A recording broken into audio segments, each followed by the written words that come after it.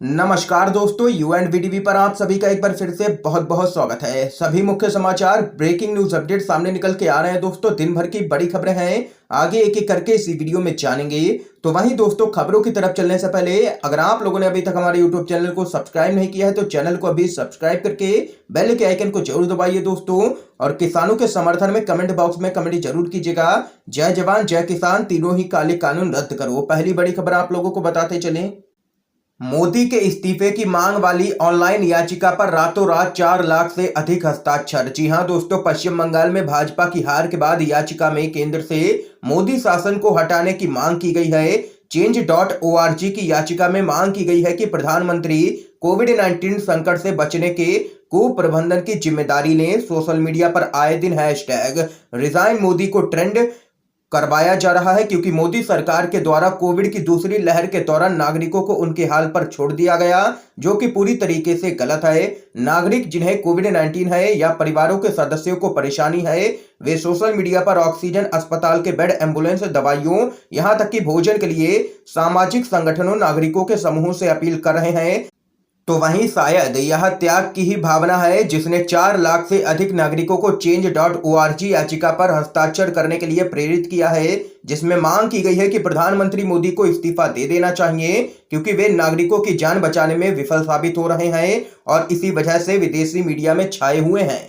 पश्चिम बंगाल में भाजपा की विफलता के मद्देनजर याचिकाकर्ताओं ने यह कहते हुए मांग को अपडेट किया है कि बंगाल ने मोदी को बाहर कर दिया है, हमें उन्हें केंद्र से बाहर निकालने की बहुत जरूरत है। ये यहाँ पर दोस्तों देख सकते हैं कि मोदी के इस्तीफे की मांग वाली ऑनलाइन याचिका पर रातों रात 4 लाख से भी अधिक यहाँ पर हस्ताक्षर हुए हैं और लगातार प्रधानमंत्री मोदी के इस्तीफे की मांग की जा रही है। दोस्तों, आप लोग प्रधानमंत्री मोदी के इस्तीफे की मांग करते हैं तो कमेंट बॉक्स में कमेंट कीजिएगा हैशटैग रिजाइन मोदी। एक और बड़ी खबर जान लेते हैं। सुप्रीम कोर्ट के पूर्व जज मार्कंडे काटजू ने लिखा है पीएम मोदी को खत, कहा तीनों ही किसान कानून को वापस लो वरना एक और जलियांवाला बाग हो सकता है। सुप्रीम कोर्ट के पूर्व जज मार्कंडे काटजू ने पीएम मोदी को एक पत्र लिखा है। काटजू ने यह पत्र दिल्ली की सीमाओं पर चल रहे किसान आंदोलन को लेकर के लिखा है। पूर्व जज ने पीएम मोदी को आगाह किया है कि दिल्ली में हिंसा फैल सकती है, इसलिए जल्दी से जल्दी तीनों ही कृषि कानूनों को वापस ले लिया जाए, किसानों की मांगों को माना जाए। जस्टिस काटजू ने पीएम मोदी को लिखे पत्र में कहा है कि किसानों की ओर से कोर्ट की कमेटी को ठुकराने के बाद सरकार को तुरंत कानून वापस लेने चाहिए और इसके साथ ही हाई पावर किसान कमीशन का गठन करना चाहिए। तो वहीं दोस्तों, एक और बड़ी खबर आप लोगों को बताते चलें। ट्विटर का एक और बड़ा एक्शन, आरएसएस के प्रमुख मोहन भागवत के अकाउंट से ब्लू टिक हटाया गया है। जी हां दोस्तों, आप लोगों को बताते चलें, केंद्र सरकार और ट्विटर के बीच एक बार फिर से नया विवाद पैदा हो सकता है। यह विवाद ट्विटर अकाउंट से ब्लू टिक हटाने को लेकर के होने की पूरी संभावना है। आप लोगों को बताते चलें, आज सुबह उपराष्ट्रपति वेंकैया नायडू के ट्विटर अकाउंट से ब्लू टिक हटाया गया था और अब आरएसएस के प्रमुख मोहन भागवत का अकाउंट भी अनवेरीफाई कर दिया गया है ट्विटर की तरफ से। हालांकि वेंकैया नायडू का अकाउंट 2 घंटे के बाद दोबारा वेरीफाई कर दिया गया था, लेकिन संघ प्रमुख समेत आरएसएस के कई नेताओं के अकाउंट से ब्लू टिक हटा दिया गया है। ये तगड़ा झटका माना जा रहा है आरएसएस और बीजेपी के लिए। इस बीच एक और बड़ी खबर जान लेते हैं दोस्तों। आगे कोई चाय वाला फिर से प्रधानमंत्री नहीं बन सकता है, किसानों की गिरफ्तारी पर भड़के हैं राकेश टिकैत, कहा मैं भी दूंगा गिरफ्तारी। आप लोगों को बताते चलें, हरियाणा के टोहाना में किसानों की गिरफ्तारी का मामला तूल पकड़ता जा रहा है। जेजेपी विधायक देवेंद्र बबली की शिकायत पर किसानों के खिलाफ मामला दर्ज किया गया है। गिरफ्तारी के विरोध में किसानों ने जींद कैथल मार्ग को घंटों जाम रखा था। किसान नेता राकेश टिकैत भी इस मामले पर काफी उग्र नजर आए हैं। उन्होंने कहा है कि अगर गिरफ्तार किसानों को हरियाणा सरकार नहीं छोड़ती है तो वो भी गिरफ्तारी देंगे। इसके साथ ही उन्होंने केंद्र की नरेंद्र मोदी सरकार पर भी जबरदस्त निशाना साधा है। राकेश टिकैत ने आगे कहा है कि एक लोकतांत्रिक देश में किसान 6 महीने से अधिक समय से आंदोलन कर रहे हैं, लेकिन उनकी बात नहीं सुनी जा रही है। ये सरकार घमंड में है। उन्होंने पीएम मोदी पर निशाना साधते हुए कहा है कि आगे से अब कोई भी चाय वाला पीएम नहीं बन सकता है। और यहां पर हरियाणा की बीजेपी सरकार को राकेश टिकैत ने धमकी देते हुए कहा है कि अगर कल तक गिरफ्तार हुए किसानों को रिहा नहीं किया गया तो मैं भी हजारों किसानों के साथ यहां पर गिरफ्तारी दे दूंगा। यह यहां पर कहना है राकेश टिकैत का। जबरदस्त हंगामा देखने को मिला है, कई किसान यहां पर गिरफ्तार किए गए हैं और किसानों में अब गुस्सा देखने को मिल रहा है बीजेपी सरकार के खिलाफ। यहां पर एक और बड़ी खबर जान लेते हैं। बंगाल बीजेपी अध्यक्ष दिलीप घोष की बैठक में जबरदस्त हंगामा देखने को मिला है। बीजेपी कार्यकर्ताओं ने ही कर दिया है घेराव, हुई है हाथापाई। आप लोगों को बताते चलें, बंगाल चुनाव के बाद बीजेपी में अंतर्कलह भी अब खुलकर के सामने आने लगा है। पार्टी की सांगठनिक बैठक के लिए पहुंचे प्रदेश अध्यक्ष दिलीप घोष का बीजेपी के ही बूथ लेवल के कार्यकर्ताओं ने घेराव किया है। हुगली के चुचूरा में बीजेपी कार्यकर्ताओं ने दिलीप घोष का घेराव करके विरोध प्रदर्शन किया है। बीजेपी के कार्यकर्ता प्रदेश अध्यक्ष से यह मांग कर रहे थे कि जल्द से जल्द हुगली जिला कमेटी को भंग किया जाए और जिला अध्यक्ष गौतम चटर्जी को हटाया जाए। तो वहीं दूसरी तरफ बीजेपी के अंदर जबरदस्त फूट पड़ती हुई नजर आ रही है। कम से कम यहां पर 33 विधायक ऐसे हैं जो लगातार टीएमसी के संपर्क में हैं और वो टीएमसी ज्वाइन करना चाहते हैं। बीजेपी में अंतर्कलह बढ़ता ही जा रहा है और यहां पर फूट भी पड़ चुकी है और ममता बनर्जी का खेला लगातार जारी है। एक और बड़ी खबर जान लेते हैं।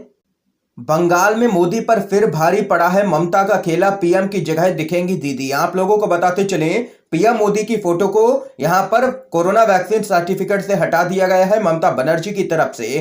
कोरोना वैक्सीन लेने के बाद मिलने वाले सर्टिफिकेट पर प्रधानमंत्री नरेंद्र मोदी की तस्वीर को लेकर के सियासी घमासान जारी है। अब पश्चिम बंगाल सरकार ने फैसला लिया है कि वह कोरोना सर्टिफिकेट जारी करने पर पीएम मोदी की जगह ममता बनर्जी की तस्वीर वाले सर्टिफिकेट जारी करेगी। ममता बनर्जी सरकार ने फैसला किया है कि यहां राज्य की तरफ से होने वाले तीसरे चरण के वैक्सीनेशन में 18 से 44 साल के लोगों को वैक्सीनेशन के बाद टीएमसी प्रमुख ममता बनर्जी की तस्वीर वाला सर्टिफिकेट दिया जाएगा। और वहीं ममता बनर्जी के इस फैसले के बाद यहां पर बीजेपी अब पूरी तरीके से बौखला चुकी है। एक और बड़ी खबर जान लेते हैं। बिहार कांग्रेस ने लोगों के मुफ्त टीकाकरण की है मांग, राष्ट्रपति के नाम राज्यपाल से मिलकर के सौंपा है ज्ञापन। बिहार प्रदेश कांग्रेस कमेटी का एक शिष्टमंडल ने पटना में राज्यपाल से मिलकर के राष्ट्रपति के नाम एक ज्ञापन सौंपा है, जिसमें केंद्र सरकार को प्रत्येक दिन 1 करोड़ लोगों को वैक्सीन लगाए जाने और एकीकरण मुफ्त वैक्सीन को लेकर के निर्देश जारी करने का अनुरोध किया गया है। कांग्रेस के शिष्टमंडल ने राजभवन में राज्यपाल की अनुपस्थिति में उनके कार्यालय के अधिकारियों को यह ज्ञापन सौंपा है। और वहीं दूसरी तरफ दिल्ली कांग्रेस ने भी एक ज्ञापन राष्ट्रपति के नाम सौंपा है और उसमें भी यही मांग की गई है कि मुफ्त टीकाकरण किया जाए। इस बीच अगली बड़ी खबर आप लोगों को बताते चलें। भाजपा के नेता बोले, अगर महंगाई लग रही है तो खाना पीना छोड़ दो, पेट्रोल डीजल मत लो। आप लोगों को बताते चले, देश में बीते साल आई कोरोना महामारी की वजह से मध्यम और गरीब तबके के लिए और भी कई परेशानियां बढ़ गई हैं। दरअसल भारत में बीते साल से ही बेरोजगारी बढ़ने के कारण गरीबी का स्तर बढ़ता ही चला जा रहा है। हर रोज केंद्र सरकार के द्वारा पेट्रोल डीजल के दामों में बढ़ोतरी किए जाने से देश में महंगाई की मार भी लगातार पड़ रही है आम जनता पर। तो वहीं एक तरफ से बीमारी तो दूसरी तरफ से महंगाई ने हर तबके पर बुरा प्रभाव डाला है, भले ही वह मजदूर हो या फिर छोटा व्यापारी।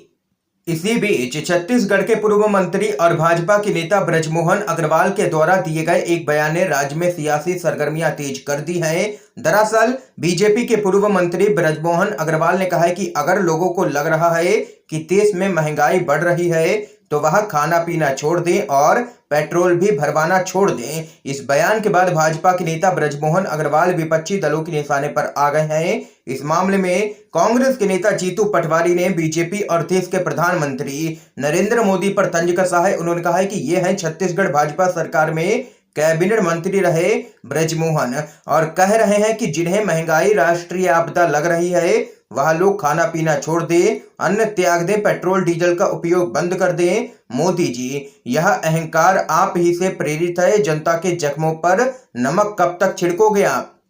तो दोस्तों देख सकते हैं, ये है यहाँ पर बीजेपी के नेता जो कि कह रहे हैं कि अगर जिनको भी लगता है कि देश में महंगाई बढ़ गई है वह लोग खाना पीना छोड़ दे, पेट्रोल डीजल का उपयोग करना बंद कर दे। ऐसे नेताओं को लेकर के आप लोगों की क्या कुछ राय है जरूर बता सकते हैं कमेंट बॉक्स में। इस बीच एक और बड़ी खबर सामने निकल के आ रही है दोस्तों।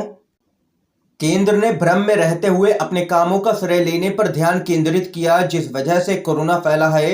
यह यहां पर कहना है अमर्त्य सेन का। आप लोगों को बताते चलें, नोबेल पुरस्कार से सम्मानित अर्थशास्त्री अमर्त्य सेन ने कहा है कि भारत सरकार ने भ्रम में रहते हुए कोविड-19 को फैलने से रोकने के लिए काम करने के बजाय अपने कामों का श्रेय लेने पर ध्यान केंद्रित किया, जिससे यहां पर भयानक स्थिति बन गई और काफी दिक्कतें पैदा हुई हैं देश भर में।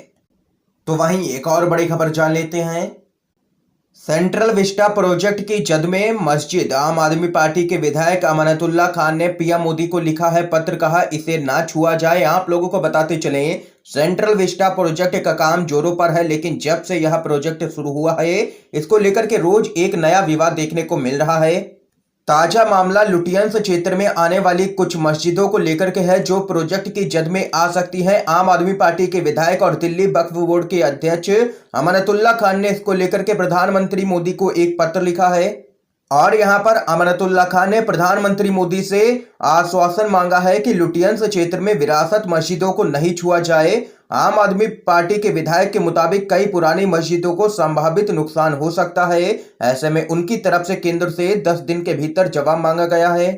ये यहाँ पर दोस्तों आज के इस समय की तमाम बेहद बड़ी खबरें थी जो हमने आप लोगों तक पहुंचाई हैं UNVDV के माध्यम से। अगर आप लोगों को ये वीडियो पसंद आए हो तो लाइक कीजिएगा, ज्यादा से ज्यादा इस वीडियो को शेयर कीजिएगा ताकि आप सभी के दोस्त भी इन खबरों को जान सकें। वीडियो देखने के लिए दोस्तों आप सभी का बहुत बहुत धन्यवाद। जय हिंद, जय भारत।